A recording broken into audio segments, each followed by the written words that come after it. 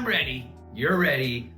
Hey everybody. Dr. Myers, Dr. Derm. Listen, scars, no bueno. Usually when we're talking about them, we're trying to fix them. Occasionally we talk about them before they're gonna happen, like we have to take off a mole, we have to take off a skin cancer, and so we try to mitigate or decrease the scar. But most of the time we're talking about it afterwards, where people got the scar from something else. There's all different types of depths. There's flat scars, there's depressed scars, there's scars that heap up a little bit, but still stay within the bounds of the original scar borders, or there's a scar that kind of spills out beyond the original borders. Keloid is the biggest. Hypertrophic scar was within the borders, a normal scar, and then you can call it an atrophic scar, or a scar that's pitted. In essence, there will always be scar. It is pretty uncommon that someone will heal so perfectly that you can't see something, unless it's super shallow. And that's evidence when there's rehealing.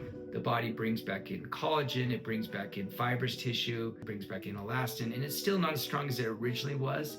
Even scars that if you do an incision and you allow it to heal and you give it a year, it is only probably 50% as strong as it used to be. And skin has to be not only strong, but a little bit elastic. You have more fibrous tissue. So little tiny scars, probably will be mostly imperceptible, but you can still see that there. But larger scars, we try to avoid or help them heal the best. How do we do that? A lot of times you can keep things moist as they heal. Number two, you can use silicone sheeting. Later on in the process, if it's already heaped up a little bit, you can do steroid injections. Steroid decrease fibrous tissue by breaking down collagen, and so it can kind of soften those a little bit. And you can use anti-metabolites, like 5-fluorouracil, which is actually used in cancer treatments, but used in small amounts, we can help shrink a scar, and we usually use that in combination with steroids. How else can you help scars? You can do it with lasers. There's ablative and non-ablative fractional lasers. Ablative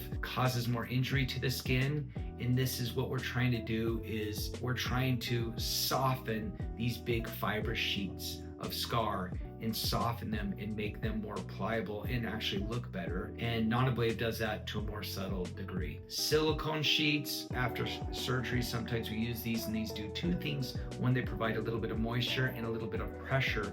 So as the skin heals over, using these silicone sheets for part of the day can just help optimize this healing. A few of the little tricks, sometimes if you have a scar here on the forehead and we did a skin cancer surgery, and we're trying to help it heal, we can put it in a little Botox to soften the muscles so it doesn't pull against the scars. There's less outward pull of the scar as it's healing. Young kids scar more than those who have older immune systems. Why is that? It is because young people have more vigorous immune systems. So they heap up collagen and fibrous tissue more than those who are more vintage. All right, in addition, sometimes you can do surgical treatments to help with scars, and this can be a straight up revision. You numb it up, you excise it, and then you reapproximate the skin. And this is done in an effort to try to decrease the amount of deep collagen that's going to be heaped up and to optimize how the top looks. Sometimes you can lengthen, contract your scars. You can do this with like a Z-plasty,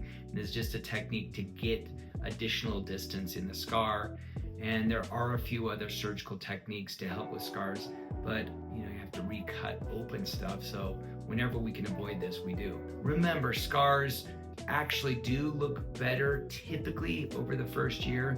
So when someone comes back at 2 weeks or 1 month or 2 months, we can usually with confidence say, hey, this should get better over time. It should flatten a little bit. The color should normalize closer to the normal skin color, or be a little lighter or darker in some patients. But time really can help many scars settle down a bit. Not in every case, like keloids, but in most cases, yes. So that's some information about scarring. Hope it helps. Thanks for watching, and protect that skin.